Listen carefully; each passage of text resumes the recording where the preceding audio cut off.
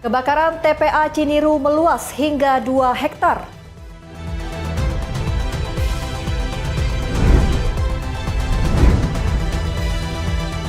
Menhaj tegaskan haji non-kuota harus punya visa.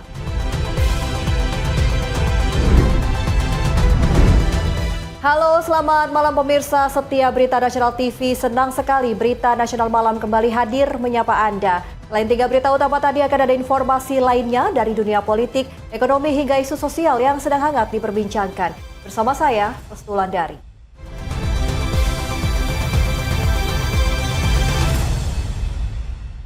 Kita langsung saja ke berita pertama pemirsa. Kebakaran hebat yang terjadi di tempat pembuangan akhir Ciniru, Kabupaten Kuningan, Jawa Barat terus meluas hingga Rabu siang. Tiupan angin kencang membuat kobaran api dengan cepat membesar hingga mencapai sekitar 2 hektar. Sejumlah armada pemadam dikerahkan berikut petugas gabungan dan juga relawan.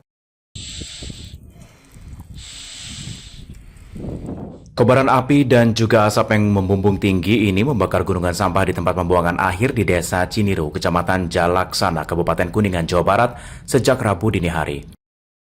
Hembusan angin kencang membuat kobaran api dengan cepat membesar dan merembet ke segala arah. Bahkan asap tebal dan pekat terus membumbung tinggi menyelimuti sekitar lokasi seluas 5,5 hektar. Petugas gabungan mulai dari Damkar, BPBD, TNI, dan Polri dikerahkan untuk melakukan penanganan. Hingga Rabu siang, kebakaran semakin meluas hingga diperkirakan mencapai 2 hektar. Sementara petugas gabungan dan juga relawan terus ditambah berikut armada pemadam dari semua sektoral. Informasi kebakaran, saya terima informasi dari bawahan saya sekitar jam 4 lah, jam 4 subuh tadi. Ini sumber api belum ketahuan ya, karena titik api itu di pertengahan Gunung Sapa ini, di sampah-sampah kering ya, zona pasif itu. Perlu diketahui TPA ini udah over kapasitas, udah berumur 26 tahun, luasan TPA itu 5,5 hektar, jadi udah istilahnya overload. Laporan yang kami terima, kita koordinasi dengan Damkar tadi pagi dengan UPT.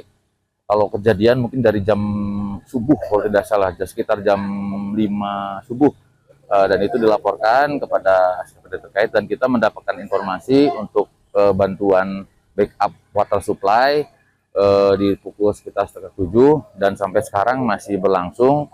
Ini juga mungkin perlu penanganan yang berkelanjutan karena saya pikir ini berbeda perlakuan kebakaran lahan dengan sampah ini sendiri, karena khawatirnya apalagi dengan dipicu dengan angin yang cukup kencang saat ini serta kedalaman daripada potensi yang terbakar ini juga masih banyak. Nah, makanya ini juga perlu penanganan yang berkelanjutan, mitigasinya berkelanjutan supaya tidak meluas dan menimbulkan dampak yang lebih luas lagi. Belum diketahui pasti penyebab kebakaran, namun api diketahui mulai muncul dari pukul 5 dini hari dan terus membesar. Tim Liputan Berita Nasional TV. Kita beralih ke informasi lain pemirsa. Menteri Haji dan Umroh Muhammad Irfan Yusuf meminta penyelenggara ibadah haji khusus memperketat tata kelola haji non-kuota. Kepastian visa, kejelasan penyelenggara, keamanan dana, dan pemenuhan layanan harus menjadi jaminan bagi setiap jamaah. Asosiasi PPU dan PHK memiliki jaringan luas. Pesan ini disampaikan Menhaj dalam Mukernas ketiga Serikat Penyelenggara Umroh dan Haji Indonesia Sapuhi di Malang, Jawa Timur. Menhaj menyoroti praktik penyelenggaraan haji non-kuota yang menjanjikan keberangkatan padahal visa belum terbit. PIHK diminta tidak memberikan kepastian keberangkatan sebelum visa dapat diverifikasi melalui sistem resmi pemerintah Arab Saudi. Menhaj juga mengingatkan istilah haji furoda, mujamalah atau visa undangan jangan digunakan untuk menciptakan kesan seolah keberangkatan sudah pasti. Pemerintah akan memperkuat registrasi jemaah non-kuota dengan mencakup data jemaah, penyelenggara jenis visa, paket layanan, dan pihak yang bertanggung jawab di Arab Saudi.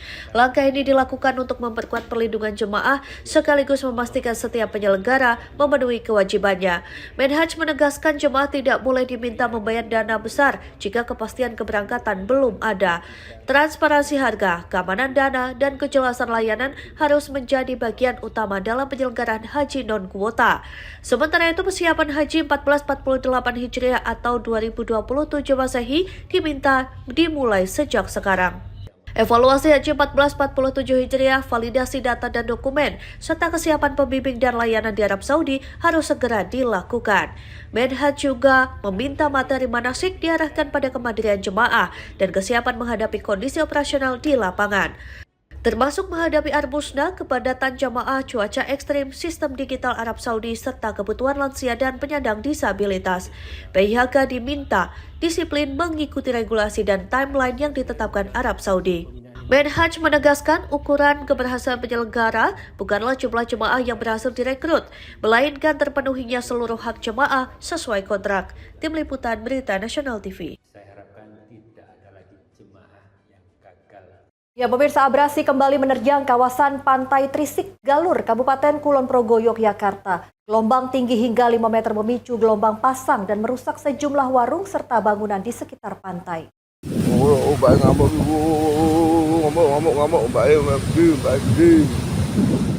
Gelombang tinggi yang terjadi di kawasan pantai selatan Kabupaten Kulon Progo membuat sejumlah warga mulai mengevakuasi barang dagangan mereka di kawasan Pantai Trisik, Galur, Kabupaten Kulon Progo, Yogyakarta, Selasa pagi. Ombak setinggi 5 meter sempat menerjang sejumlah warung di kawasan ini hingga merusak sejumlah infrastruktur dan rumah warga. Pemilik warung terpaksa memindahkan dagangannya ke tempat yang dinilai lebih aman menyusul abrasi yang terus terjadi. Menurut pedagang, abrasi terjadi kali ini cukup cepat. Bahkan sejumlah kapling di sekitar pantai kini telah hilang tergerus abrasi. Selain warung, sejumlah bangunan dan fasilitas di sepanjang pantai ikut terdampak, diantaranya tempat pelelangan ikan atau TPI, tempat observasi penyu, warung-warung, kamar mandi, kolam renang, hingga taman yang sebelumnya berada di kawasan tersebut. Sudarsi menyebut kondisi gelombang besar dan keterbatasan pemecah ombak menjadi salah satu hal yang dikhawatirkan warga, sementara upaya penanaman mangrove di sekitar pantai juga belum berhasil karena tanaman berulang kali mati. Soalnya kan perkiraan 7 hari, nanti ya mengantisipasi, soalnya ini kan sudah separuh punya air budering, sudah separuh, nanti saya takutnya juga terkena itu abrasi. Sementara itu, anggota Satsat Linmas Rescue Istimewa Wilayah 5 Pantai Glagah, Riko Bangun Anggara, menyebut gelombang di kawasan pantai selatan saat ini meningkat signifikan dengan ketinggian mencapai sekitar 5 meter. Gelombang pasang bahkan telah mencapai seberang jalan dan mengenai pos pantau SAR wilayah 5 Pantai Glagah. Di Pantai Trisik, sedikitnya 4 warung terdampak gelombang pasang. Kondisi ini juga mengancam akses jalan di kawasan pantai tersebut. Saat ini abrasi diperkirakan terjadi sekitar 5 hingga 7 meter.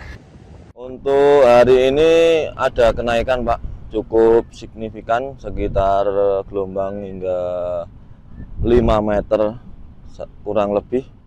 Untuk gelombang sekarang mulai sampai di seberang jalan dan mengenai pos pantau SAR wilayah 5 Pantai Glagah. Dampak hari ini cukup lumayan parah, Pak, untuk warung-warung di sekitaran Pantai Trisik. Pagi ini ada sekitar 1, 2, 3, 4 warung yang terkena gelombang pasang dan mengancam di sekitaran jalan Pantai Trisik. Untuk saat ini sekitar 5-7 meter, Pak. Dari BMKG cukup berbahaya di area pantai selatan. Jadi emang dilarang untuk melaut ya? Iya, dilarang untuk melaut, Pak, karena gelombang cukup berbahaya bagi para nelayan dan bagi para pengunjung.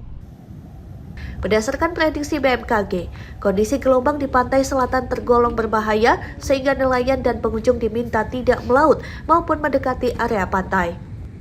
Abrasi di Pantai Trisik disebut merupakan siklus yang terjadi setiap tahun, namun kondisi saat ini dinilai cukup mengkhawatirkan karena terus mengancam bangunan dan pemukiman warga di sekitar pantai. Warga berharap ada langkah penanganan yang lebih permanen sehingga laju abrasi tidak semakin mengancam kehidupan dan aktivitas warga di kawasan Pantai Trisik. Dari Yogyakarta, Tim Liputan Berita Nasional TV. Kita beralih ke informasi lain, pemirsa. Puluhan warga desa Batu Kuda, Kecamatan Mancak, Kabupaten Serang, Banten dibuat panik lantaran mendengar suara ledakan disertai kobaran api besar dari sebuah tempat galian pasir. Selain suara dentuman, warga juga mencium bau menyengat yang membuat sesak dan perih pada bagian pernafasan. Kobaran api dan bau dari tempat galian pasir tersebut diduga akibat aktivitas pemusnahan amunisi kadaluarsa oleh tim Mabes Polri. Suara dentuman disertai kobaran api membuat warga kampung Pamekser, Desa Batu Kuda, Kecamatan Manca, Kabupaten Serang, Banten dibuat panik. Bahkan sejumlah warga memilih mengungsi dan meninggalkan rumah mereka karena mencium bau menyengat yang sangat tajam. Imbas bau menyengat tersebut, 2 orang warga bahkan harus dilarikan ke rumah sakit karena pingsan seusai menghirup asap di lokasi. Warga yang emosi kemudian mendatangi balai desa setempat untuk meminta pertanggungjawaban. Dari hasil mediasi, terungkap adanya aktivitas pemusnahan amunisi tidak layak pakai yang dilakukan oleh petugas Mabes Polri. Masyarakat mengaku kecewa karena kegiatan berbahaya ini tidak diberitahukan sebelumnya kepada warga maupun pemerintah desa. Kepala Desa Batu Kuda Sabit menyampaikan aktivitas pemusnahan amunisi tersebut sudah berlangsung 2 hari tanpa surat pemberitahuan resmi. Kepala desa juga tidak mengetahui bahan apa saja yang dimusnahkan dengan cara dibakar di lubang galian pasir tersebut. Asap pembakaran menyebar hingga radius kurang lebih 1 km sehingga 2 warganya terpaksa dilarikan ke rumah sakit di kota Cilegon. Dari hasil mediasi, warga dan petugas akhirnya menyepakati sejumlah poin tuntutan. Meski begitu, masyarakat masih berjaga-jaga di lokasi kejadian. Sementara petugas kepolisian di lokasi menolak memberikan keterangan resmi terkait insiden ini. Kobaran api sendiri berhasil dipadamkan oleh petugas pemadam kebakaran tak lama setelah kejadian. Tembusan apapun, cuman ada babin kita itu menyampaikan aja gitu ya, tanpa tertulis, tanpa apa-apa. Nah, maka daripada itu kami selaku pemerintah desa, saya bilang saya nggak tahu kan, diam kan, karena itu apa kegiatannya seperti apa-apa. Cuman saya antisipasi, nasihatif, ambil nasihatif tuh Pak Lurah bahwa tolong jangan deket-deket gitu, tak kirain saya perang lah apalah gitu. Dari Serang, Banten, Tim Liputan Berita Nasional TV.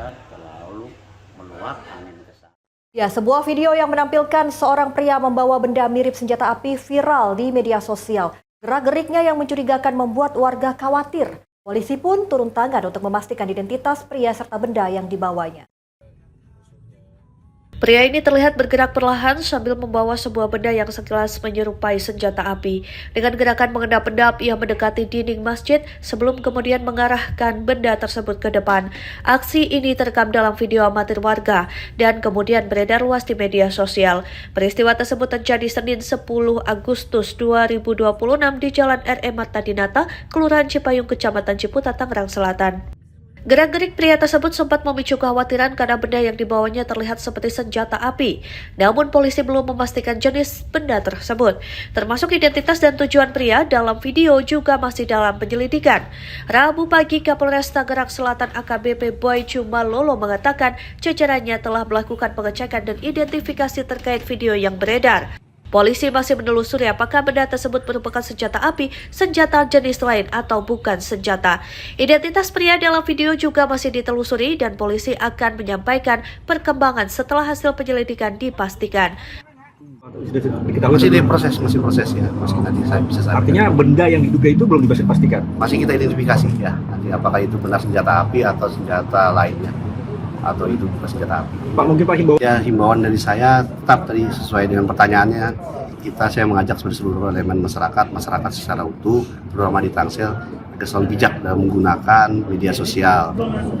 Perhatikan betul apakah informasi yang disampaikan itu benar-benar, biar tidak terjadi persepsi yang salah di mata masyarakat ataupun dalam penyampaian ke lainnya, dalam perkembangannya nanti tidak menimbulkan, tadi saya bilang, Polisi sekaligus mengimbau masyarakat agar tidak terburu-buru menyimpulkan informasi yang beredar di media sosial. Warga diminta bijak dalam menerima dan menyebarkan informasi serta memastikan kebenarannya terlebih dahulu.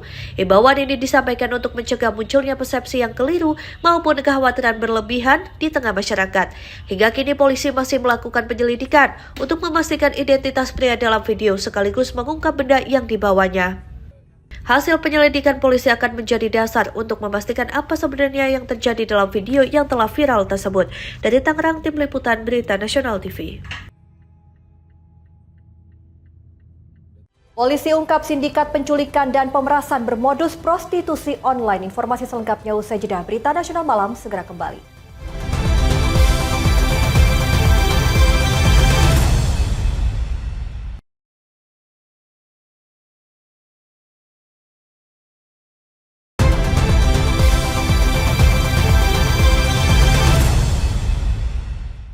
Anda kembali bersama kami pemirsa di Berita Nasional Malam.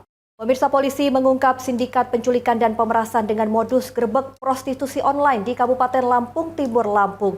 Dalam pengungkapan ini, 8 orang pelaku berhasil diamankan, yang salah satunya mengaku sebagai anggota polisi, sementara 1 pelaku lainnya masih diburu. Tim TK 308 Satreskrim Polres Lampung Timur mengamankan 8 orang yang diduga terlibat sindikat penculikan dan pemerasan di wilayah Kecamatan Bandar, Sri Bawono, Lampung Timur, Lampung. 8 tersangka yang diamankan masing-masing berinisial MA, DN, ND, SA, DO, YN, WT, dan SR. Dalam komplotan ini 3 pelaku merupakan anak di bawah umur dan 3 pelaku berjenis kelamin perempuan. Polisi mengungkap penangkapan dilakukan usai terdapat laporan seorang warga yang menjadi korban penculikan dan pemerasan. Aksi itu dilakukan para pelaku dengan modus menawarkan jasa kencan melalui aplikasi percakapan. Setelah korban datang ke lokasi, para pelaku langsung menjebaknya dengan mengaku sebagai polisi dan warga setempat. Saat itu korban kemudian diancam akan diproses secara hukum dan diminta sejumlah uang agar dapat dilepaskan.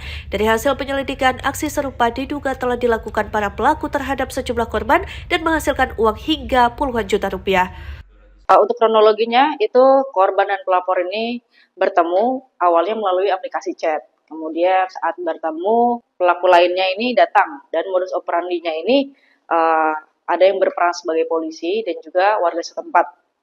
Saat ini polisi masih memburu 1 pelaku lainnya yang berhasil melarikan diri. Sementara atas perbuatannya 8 tersangka dijerat pasal tentang pemerasan dengan ancaman hukuman pidana penjara maksimal 9 tahun. Dari Lampung Timur, Lampung, Tim Liputan Berita Nasional TV. Polres Garut, Jawa Barat berhasil mengungkap jaringan narkoba yang barang buktinya hampir 1 miliar rupiah. Selain mengamankan ribuan pil haram, petugas juga menemukan narkoba jenis baru berbentuk cairan parfum. Sebanyak 28 orang pengedar narkoba berbagai jenis berhasil diringkus jajaran Satuan Reserse Narkoba Polres Garut. Dari 28 pelaku, mereka terbagi dalam 20 jaringan berbeda, di antaranya jaringan pengedar pil setan, sabu, tembakau sintetis, dan psikotropika.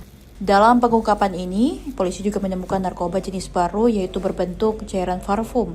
Bahan kimia ini diproduksi langsung oleh pengedar lokal di laboratorium rumahan dengan omset 250 juta dalam kurun waktu 1 bulan. Jumlah total barang bukti yang berhasil disita yaitu hampir 1 miliar, terdiri dari 9.897 butir pil setan, sabu seberat 155 gram, tembakau sintetis seberat 687 gram, dan 250 ml narkoba cair. Setidaknya telah mengungkap sejumlah 20 kasus, 20 perkara terkait dengan penyalahgunaan narkotika, psikotropika, dan juga Undang-Undang Kesehatan. Atas perbuatannya, mereka terancam hukuman berbeda. Untuk pengedar pil setan dikenakan Undang-Undang Kesehatan, sementara untuk pelaku yang berkaitan narkoba dikenakan Undang-Undang Narkotika dengan ancaman pidana penjara seumur hidup.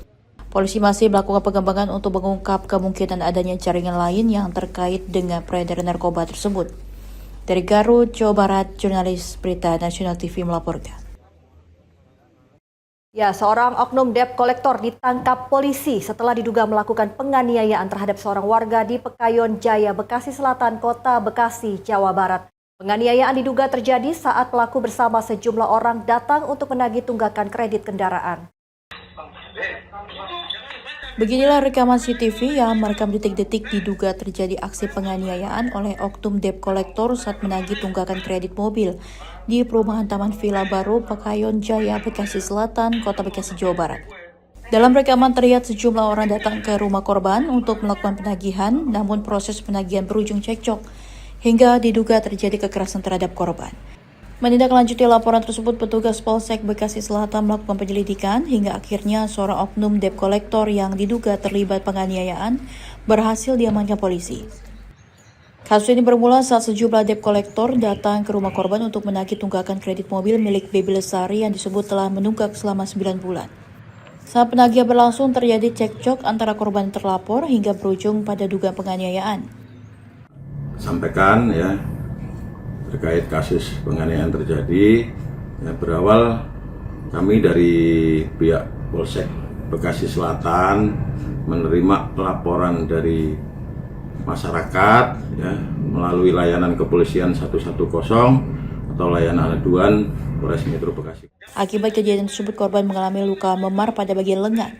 Polisi turut mengamankan rekaman CCTV, sebuah kursi besi berwarna hitam yang diduga digunakan dalam aksi penganiayaan serta hasil visum et repertum korban. Berdasarkan hasil penyelidikan dan pemeriksaan sejumlah alat bukti, polisi menyatakan ditemukan adanya unsur tindak pidana.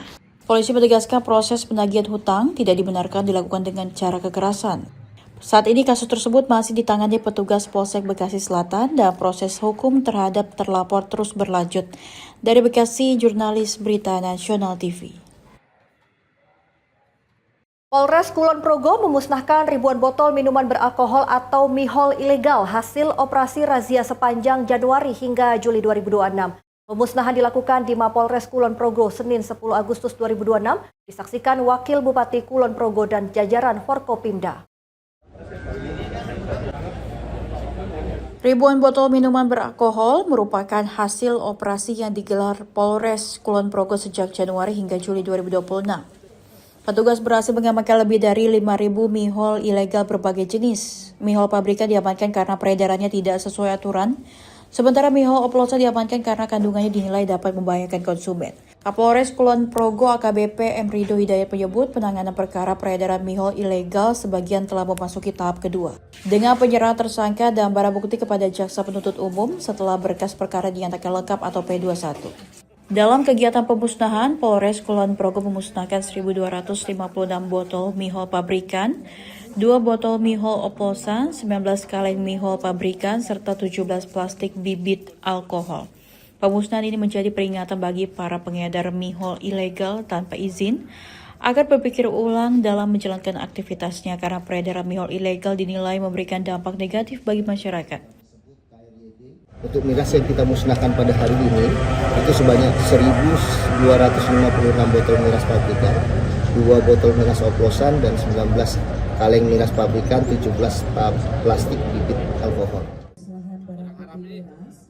Sementara itu, Wakil Bupati Kulon Progo Ambar Purwoko mengapresiasi langkah Polres Kulon Progo dalam menekan peredaran mihol ilegal di wilayah Bumi Bidangun. Menurut Ambar, konsumsi mihol dapat menimbulkan berbagai dampak negatif, mulai dari gangguan kesehatan hingga perubahan perilaku, serta beresiko memicu tindakan kriminalitas ketika seseorang berada di bawah pengaruh alkohol. Ya, kami ke depan tetap akan saling berkolaborasi, berkoordinasi terhadap pihak yang terkait pada siang hari ini. Tentunya harapannya seperti yang disampaikan saja adalah untuk bagaimanapun ada penyakit masyarakat, untuk memberikan rasa aman, nyaman terhadap masyarakat, terhadap penyakit-penyakit masyarakat harus kita hindari dan harus kita Pemerintah Kabupaten Kulon Progo menyatakan akan terus berkolaborasi dan bersinergi dengan aparat keamanan untuk menekan peredaran mihol ilegal demi menciptakan rasa aman dan nyaman bagi masyarakat. Dari Yogyakarta, jurnalis Berita Nasional TV.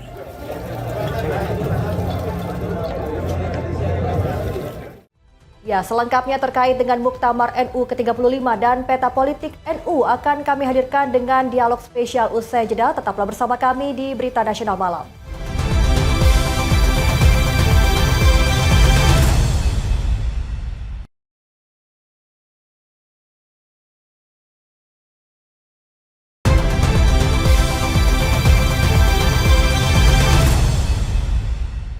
Pemirsa, dinamika menjelang Muktamar ke-35 Nahdlatul Ulama di Tambak Beras, Jombang ini mulai memunculkan perubahan peta dukungan termasuk manuver Saifullah Yusuf atau Gus Ipul yang kini terbuka mendukung Kiai Haji Abdul Hakim Mahfudz atau Gus Ikin setelah sebelumnya menyebut nama Menteri Agama Nasaruddin Umar. Lalu sejauh mana perubahan arah dukungan ini memengaruhi kontestasi maksud kami Ketua Umum PBNU dan apa implikasinya terhadap arah politik NU ke depan. Dan untuk membahasnya kita sudah terhubung dengan Dr. M. Soleh Basyari, Direktur Eksekutif Center for Strategic Islamic and International Studies atau CSIES Jakarta.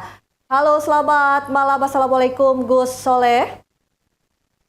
Waalaikumsalam, selamat malam Wulan. Gimana, sehat? Sehat, Alhamdulillah Gus. Semoga Gus juga sehat dan terima kasih sudah bergabung bersama kami di Berita Nasional Malam ya Gus ya. Gus, langsung saja nih kita mulai dari perubahan dukungan ya Gus ya, dari Gus Ipul.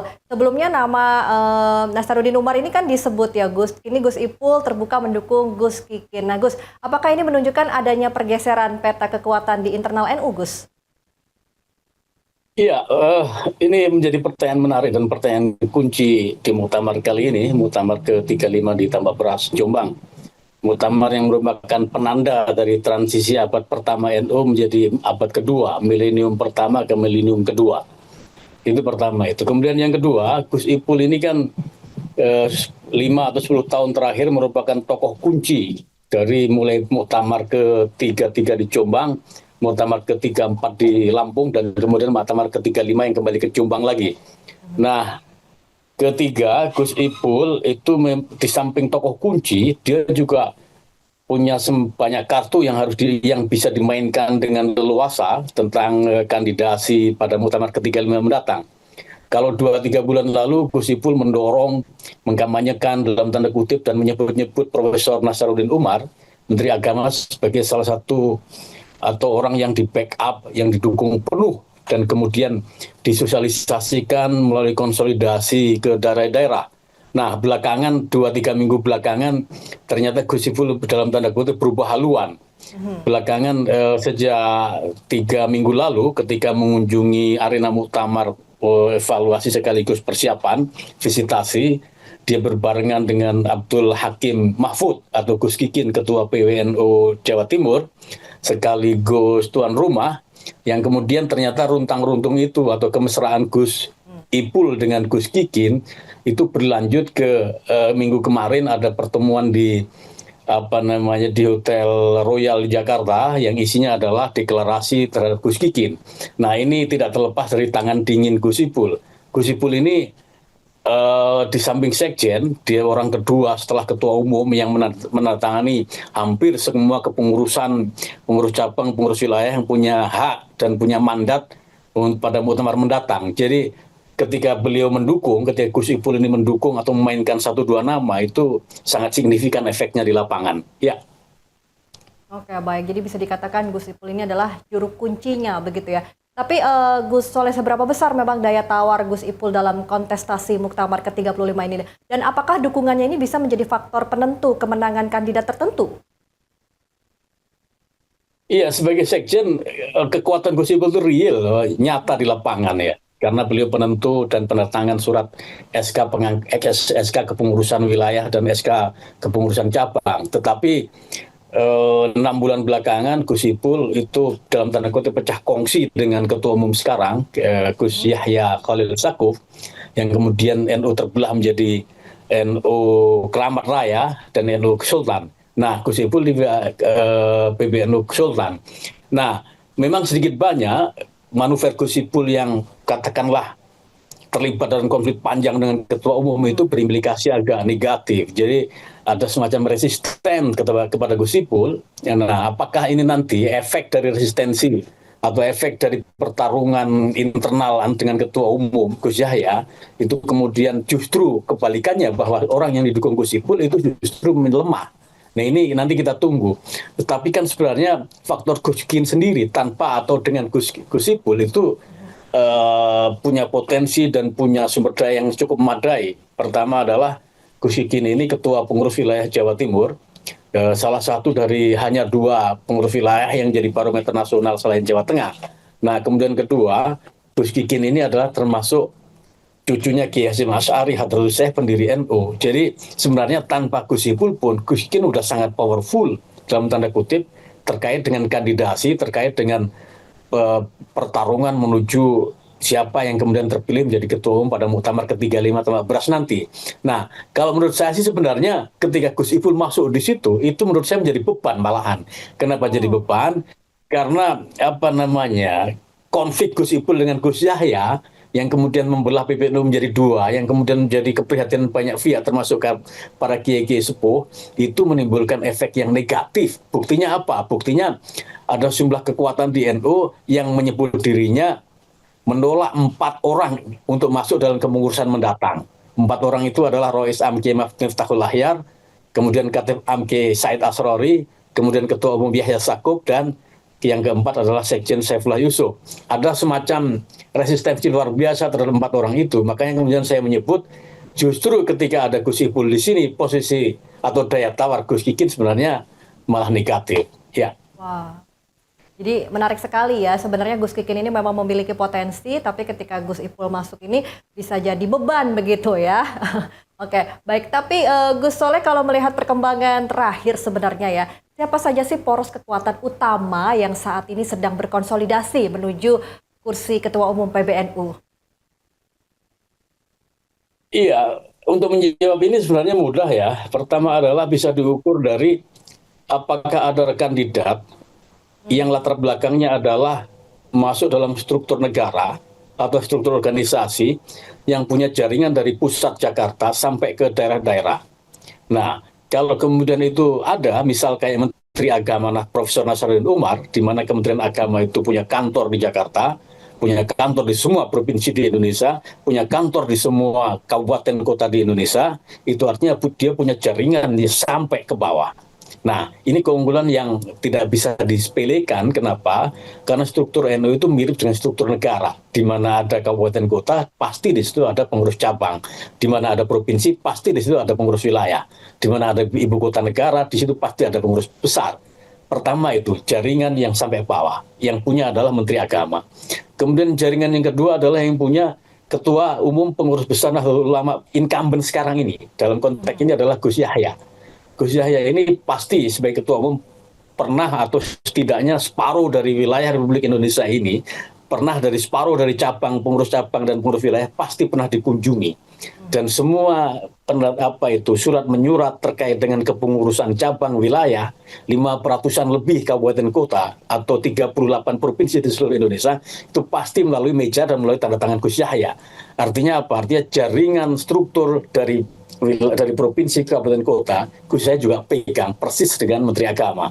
Nah, di samping Menteri Agama, Gus Yahya, kemudian Gus Ipul sebagai Sekjen, pasti dia juga punya orang-orang di level seperti levelnya Menteri Agama dan levelnya Ketua Umum. Sebenarnya ada satu lagi yang kalau kita bicara soal struktur sampai cabang, sampai kabupaten kota, itu adalah meski agak nyebrang ini, adalah pengurus atau Dewan Pengurus Pusat Partai Kebangkitan Bangsa. Kita tahu bahwa PKB itu adalah stakeholder utama, penopang utama politiknya adalah NU. Otomatis PKB punya kepentingan langsung, direct interest dalam konteks muktamar ini, termasuk dalam konteks kandidasi. Dan PKB pun sama kayak Kementerian Agama, sama kayak Pengurus Besar Nahdlatul Ulama, punya jejaring dari ibu kota, provinsi, kabupaten kota di seluruh Indonesia. Artinya sebenarnya siapa di antara kandidat ketua umum yang nanti akan leading atau unggul di antara yang lain, ya kita melihat dari 3 struktur negara, dari struktur partai, negara dan juga PBNU sendiri, mana di antara mereka itu yang diusung oleh 3-tiganya. Katakanlah misal Gus Kikin diusung oleh struktur katakanlah pengurus wilayah Jawa Timur dalam hal ini. Nah, itu pasti jejaringnya akan luas. Atau siapapun yang diusung PKB, itu pasti punya potensi menang. Dan siapapun yang menggunakan tiket Kementerian Agama, itu juga pasti kemungkinan menangnya juga besar. Ya. Ini menarik sekali sih, Gus. Tapi sebenarnya kalau dari Gus Soleh sendiri, siapa sih sebenarnya figur yang mungkin saat ini paling kuat secara politik, Gus? Dari faktor-faktor yang tadi Gus sebutkan. Boleh per hari ini Soleh sendiri. Ya, ini Wulan cerdas untuk menarik apa yang saya inginkan. Jadi gini. Boleh lah Gus. Oke. Konteksnya adalah struktur incumbent. Dalam hal ini ketika incumbent mencalonkan lagi Gus Yahya Khalil Stakuf ketua umum sekarang, kalau dia mencalonkan lagi, peluang terbesar ada di dia. Kenapa? Karena dia paham mana cabang-cabang, mana wilayah-wilayah yang mendukung dia dan mana yang tidak. Itu pertama. Kemudian kedua, Gus Yahya juga pasti ketika menandatangani SK-SK pengurusan, dia sekaligus untuk menempatkan orang-orangnya, plotting dan sekaligus distribusi kader yang diinginkan. Nah, orang-orang yang tidak segaris dengan dia otomatis pasti tidak dikasih atau tidak dikasih SK. Bisa jadi, makanya kemudian dari 2 minggu sebelum muktamar ada sekian puluh, hampir 100-an kepengurusan cabang dan wilayah yang belum ter-SK. Menurut saya itu salah satu ganjalannya adalah tidak jelas dia ini afiliasi politiknya kemana. apakah Gus Yahya ketua umum incumbent yang mencalonkan lagi, ataukah tidak ditandatangani karena dia faktor orangnya Gus Ipul, atau karena dia faktor PKB atau faktor Menteri Agama. Nah, ini kan terjadi tarik-menarik kepentingan sebenarnya, dan itu menjadi kartu traf. Katakanlah ketika ada 3 atau 4 calon, kemudian selisihnya tipis kurang dari 10, maka kemudian SK yang terganjal, belum ter-SK, belum nyampe kepada yang berwenang, ketika muktamar itu tinggal 2 minggu, pasti ini hitung-hitungannya adalah sangat rigid, bahwa tanda tangan itu menjadi penting dan diberikan ketika mungkin bisa saja mendukung, dan sebaliknya. Nah, dalam konteks ini kita melihat bahwa sebenarnya terjadi ambigu atau kebingungan, bukan di incumbent Gus Yahya yang sebenarnya sudah ditolak oleh banyak orang, atau di Menteri Agama yang belakangan agak tiarap, mungkin saja karena belum ada sinyal lampu hijau dari istana atau semacamnya. Nah, tetapi ambigu justru di PKB. PKB ini mendukung tokoh yang sejatinya adalah bisa diterima oleh banyak kalangan dan bisa mengisi ruang kosong yang tidak terisi selama 5 tahun kepengurusan Gus Yahya dalam konteks penyambung aspirasi antara pengurus pusat Jakarta dengan Jamaiyah NU di kampung-kampung. Dan ini adalah, nah itu PKB mengusung Gus Saifullah Yusuf Hudori. Menariknya Gus Yusuf Hudori ini terganjal oleh apa yang disebut dengan masa iddah politik. Ya. Oke, jadi sebenarnya agak complicated begitu ya. Oke, Betul, Gus, complicated, terkait dengan dukungan ya Gus ya. Apakah perubahan dukungan sejumlah tokoh ini berpotensi melahirkan koalisi baru atau bisa jadi justru memperlebar friksi di internal NU sendiri, Gus? Iya, ini dinamika dan itu sangat mungkin terjadi. Kalau di 1-2 bulan lalu, Ketua Umum PKB selalu menyebut bahwa Yahya Stakuf adalah Ketua Umum yang gagal. Dan yang gagal jangan pernah dipilih lagi. Itu kan 1 atau 2 bulan yang lalu. Tapi belakangan, bisa jadi Muhaimin menarik ucapannya itu, kemudian untuk berkoalisi dengan ketua umum atau kandidat-kandidat ketua umum yang lain, termasuk dengan incumbent Saifullah Yusuf yang dipandang gagal 2-3 bulan lalu. Kenapa begitu?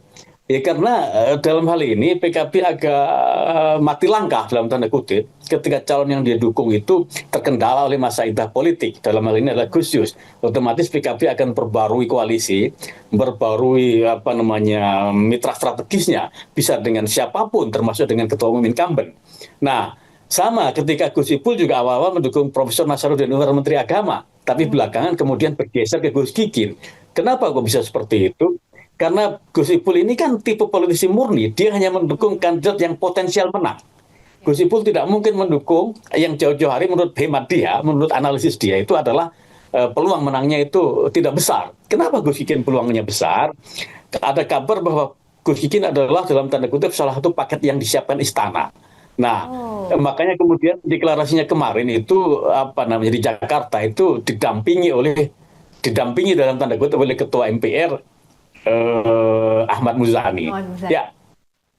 Oke, jadi gampang sekali bisa dikatakan berpindah ke lain hati begitu ya Gus ya. Oke, menarik ya Gus ya. Gus, ini Muktamar NU kan juga kerap bersinggungan ya dengan dinamika politik nasional. Nah, seberapa besar sih pemerintah dan juga partai politik berpotensi ikut memengaruhi peta dukungan Muktamar ke-35 ini Gus? Iya, ini hal niscaya ya. Jadi siapapun ketua umum PBNU itu sebenarnya karena sebagai kekuatan bangsa ya, meski bukan kekuatan politik. Tetapi ketua umum PBNU selalu menjadi strategis di situ, sama persis dengan Panglima TNI atau Kapolri menurut saya. Meski Kapolri dan Panglima TNI juga bukan kekuatan politik, bukan ketua umum parpol. Kenapa? Ya karena memang dari awal NU ini stakeholder atau jangkar dari Republik ini. Jadi makanya kemudian Presiden itu pasti punya kepentingan dengan ketua umum terpilih. Itu pertama. Kemudian yang kedua, kalau dikaitkan dengan dukung-mendukung, kalau secara survei kan, survei terakhir tahun 2023, jumlah warga NU itu 59%. Menurut survei Lingkar Studi Indonesia, Lingkar Studi Informasi LSI. Nah, kalau 59 warga Republik ini adalah NU, otomatis dalam konteks perebutan jabatan publik terkait dengan perwakilan, terkait dengan pilpres, terkait dengan pilkada, otomatis posisi ketua umum PBNU sangat strategis. Nah, kemudian yang ketiga, sejak Muktamar ke-27 tahun 19 84 di Situbondo, PBNU telah menyatakan diri dari kembali ke khitoh. Artinya PBNU tidak bermain di politik praktis. Politik NU adalah politik kebangsaan, politik NU adalah politik dengan P besar. Politik NU tidak terkait dengan jabatan strategis, tidak terkait dengan perebutan pertarungan jabatan semua level. Oh, oke. Iya. Nah, kalau pada periode pemilu 2029 nanti, apalagi pilpres langsung, otomatis ketua umum PBNU menjadi strategis di sini.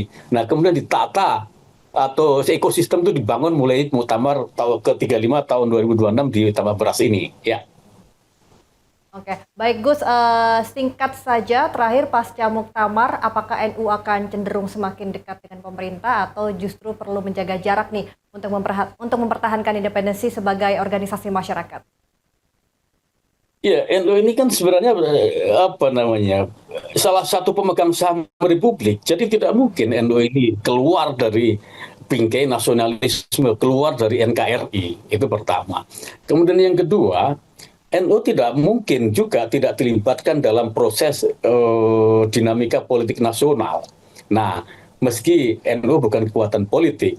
Nah, kemudian yang ketiga, maka dari itu Ketua Umum PBNU menjadi strategis di sini, menjadi mitra negara.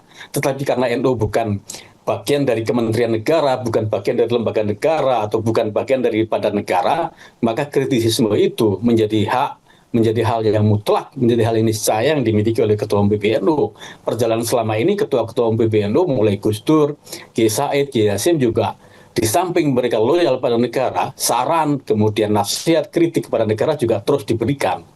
Beda halnya dengan kepengurusan terakhir hasil Muktamar Lampung, eranya Yahya Stakuf dan Saifullah Yusuf, kita tidak mendengar kritik sama sekali ketika zaman Jokowi atau zaman Prabowo sekarang ini. Ya. Menarik sekali obrolan kita pada malam hari ini, Gus. Jadi bisa kita simpulkan bahwa dinamika Muktamar ke-35 ini bukan hanya berbicara tentang siapa yang akan memimpin PBNU, tetapi juga menentukan arah dan posisi NU dalam konstelasi politik nasional mungkin ya. Baik Gus, terima kasih atas analisis dan juga waktunya. Semoga Muktamar ke-35 melahirkan kepemimpinan yang mampu menjaga kita, marwah dan kemandirian NU. Dr. M. Soleh Masyari, Direktur Eksekutif Center for Strategic Islamic and International Studies atau CSIIS Jakarta. Terima kasih untuk pemaparannya dan selamat malam Gus Soleh. Selamat malam. Demikian Berita Nasional Malam telah menemani Anda. Saya Restulandari beserta kru yang bertugas pamit undur diri. Selamat malam, selamat beristirahat dan sampai jumpa.